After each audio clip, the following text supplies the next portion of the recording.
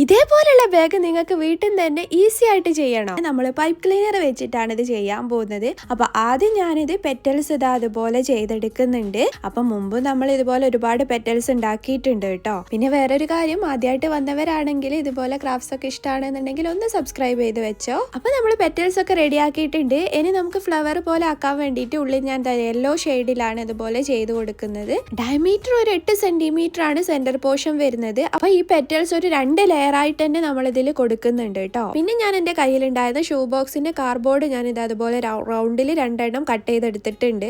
അതും നമ്മൾ pipe cleaner വെച്ച് ഇതുപോലെ റൗണ്ടിൽ സ്റ്റിക്ക് ചെയ്ത് കൊടുത്തു. പിന്നെ ഒരു 6 സെന്റിമീറ്റർ വീതിയിൽ കാർഡ്ബോർഡ് പീസ് ഇതുപോലെ കട്ട് ചെയ്ത് നമ്മൾ ഫുൾ ആയിട്ട് പൈപ്പ് ക്ലീനർ ചുറ്റി കൊടുക്കുന്നുണ്ട്. 2 സൈഡിലും ഓരോ ഹുക്കും ഇട്ട് കൊടുത്തു കേട്ടോ. എന്നിട്ട് എല്ലാം കൂടെ ഇതുപോലെ സ്റ്റിക്ക് ചെയ്ത് കൊടുക്കുക. പിന്നെ ഞാൻ എന്റെ കയ്യിലുണ്ടായിരുന്ന സ്ട്രാപ്പ് ചെയിൻ അതുപോലെ ഇതിൽ ഫിക്സ് ചെയ്തും കൂടെ കൊടുത്ത്. അപ്പൊ നമ്മുടെ ബാഗ് റെഡി. അപ്പൊ ലൈക്ക് ഷെയർ ഒന്നും മറക്കണ്ട. Thank you.